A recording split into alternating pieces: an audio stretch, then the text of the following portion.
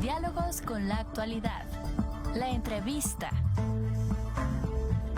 En presencia universitaria por la noche. Bien, estamos en la sección de la entrevista. En esta ocasión tendremos el honor a entrevistar a la doctora Carla Mosqueira. En este tema nos va a hablar de una declaratoria que se realizó en representación de la universidad, todo en el contexto del Día Internacional de los Derechos Humanos, que se está, como ya lo estábamos mencionando en este espacio, que pues bueno, se está celebrando el día de hoy. Carla, muy buenas noches, bienvenida a este espacio. Muchísimas gracias, muy buenas noches. Pues vamos a estar abordando un tema muy interesante que tiene que ver con la Declaración de los Pinos.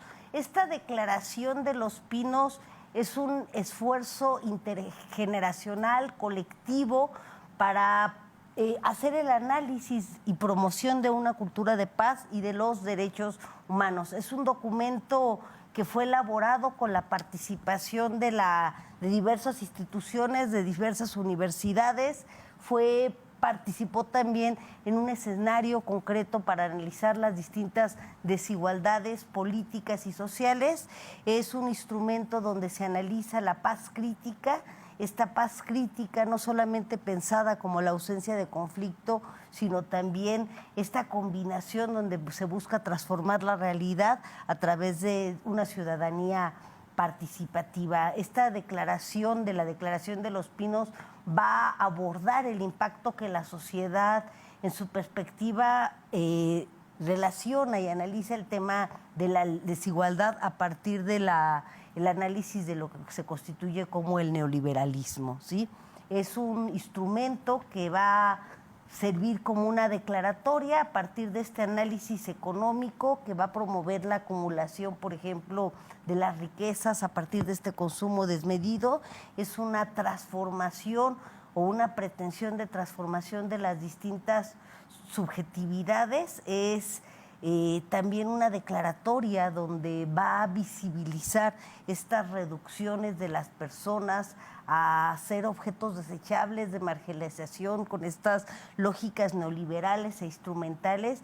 Y bueno, es pensar también la educación como una propuesta propuesta para pensar los derechos humanos, sobre todo el desafío que implica a sus 75 años. Este es un documento no academicista, sí generado a partir de un diálogo desde la justicia social. Es un diálogo que se viene trabajando desde hace 2 años aproximadamente, con la participación de 32 universidades, con la articulación y coordinación de la Comisión Nacional de Derechos Humanos.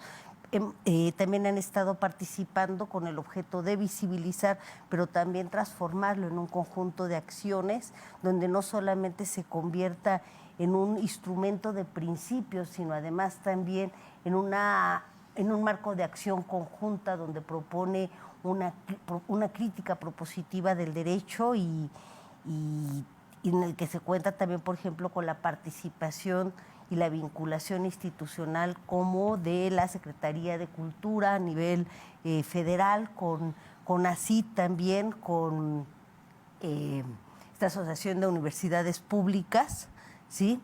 Y bueno, es una declaración que va a presentar distintas acciones concretas en el ámbito educativo, entre ellas, por ejemplo, cómo le hacemos para garantizar el acceso universal a la educación, a la ciencia y la tecnología, a la implementaciones de pedagogías críticas que nos permitan promover ciudadanías activas y defensoras de los derechos humanos. Es una declaración donde abroga por una educación que reconozca y valore los conocimientos de las personas, pero también esta riqueza y diversidad cultural que caracteriza no solamente a estados como Querétaro, sino también a nuestro propio país. Doctora, me gustaría preguntarle también, pues habla de las acciones, ya escuchamos ahí ejemplos en temas de educación, pero bueno, sabemos que hay otros sectores, otros rubros donde también es un reto y donde los derechos humanos también se ven bastante implicados. Hablamos de pues, la seguridad, hablamos de la salud. ¿Qué acciones podrían también relacionarse a otros sectores?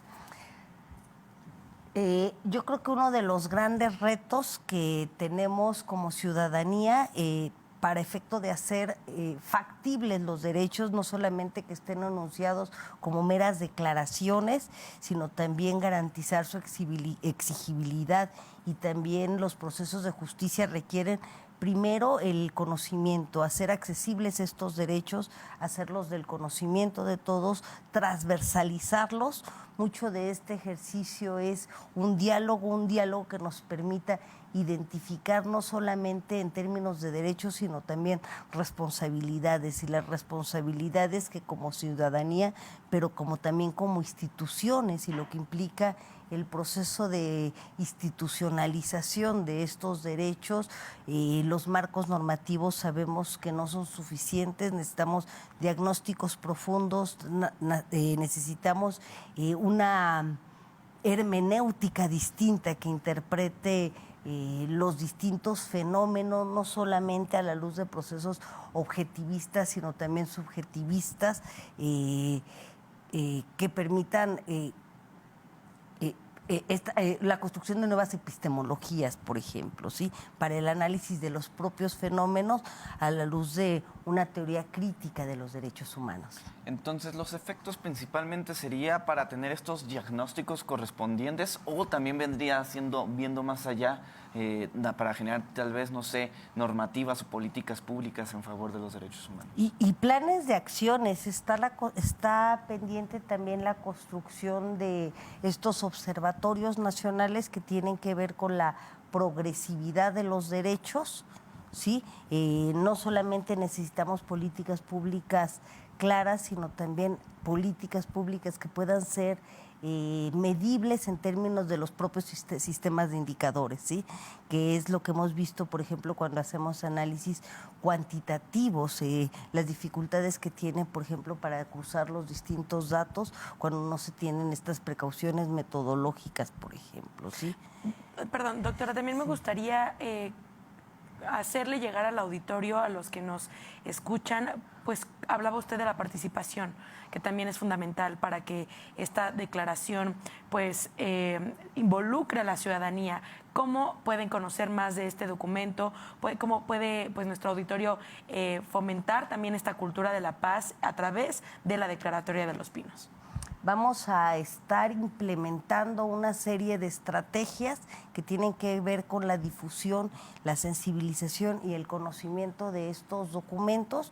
Ahora están de manera pública en la página de la Comisión Nacional. La idea es que los podamos integrar también en los distintos espacios de difusión pública que tenemos aquí en la universidad, y de este trabajo académico, colegiado, interinstitucional que se viene haciendo. Y bueno, desde el Centro de Estudios Articula de la Facultad de Derecho con el Centro de Estudios en Crítica de Cultura Contemporánea de la Secretaría de Extensión y Cultura Universitaria, estaremos en enero del 2025 emprendiendo algunas acciones, no solamente para dar a conocer esta declaración, sino también una serie de acciones que tienen que ver con estos procesos de sensibilización, con otros procesos conjuntos que también hemos estado llevando a cabo, que tienen que ver con las producciones de contenidos académicos, teóricos, estos análisis también cómo los podemos bajar a términos de políticas públicas.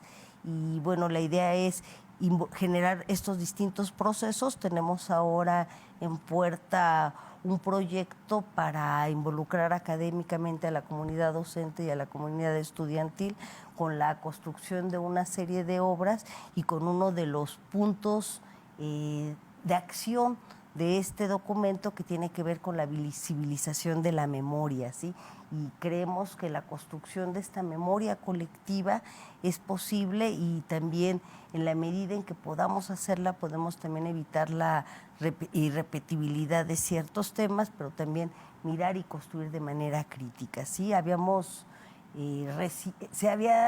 Por ejemplo, desde el derecho, ¿no? Desde el 50 se viene recibiendo esta crítica de un derecho autocelebratorio, autocentrado, acrítico, por ejemplo, y bueno, también desde la política pública, desde esta propia declaración, desde uno de los principios que inspiran es voltear a ver también estas políticas públicas, voltear a ver cómo se erige, por ejemplo, el neoliberalismo como sistema económico y cómo necesitamos cuestionar estas lógicas neoliberales instrumentales, por ejemplo, para promover el tipo de economía y así advertir y desmontar y pensar en otras intersubjetividades para un nuevo reconocimiento de otras alteridades. Doctora Carla, se nos acaba el tiempo, pero un último mensaje nos quiera dar referente a este tema. Sí, que el tema de la construcción y del respeto, de la vigencia de los derechos humanos, no solamente es un imperativo ético jurídico, sino hoy en día se convierte en un estándar de democracia de todos los estados. ¿Sí? Para pensar el grado de legitimidad de los gobiernos necesitamos voltear a ver las condiciones estructurales, pero también la vigencia de estos derechos humanos. Doctora, pues este espacio queda con las puertas abiertas, por supuesto, para cuando quiera venir a compartirnos todos estos avances y agradecerle, por supuesto, esta información. Muchas gracias. Siguiendo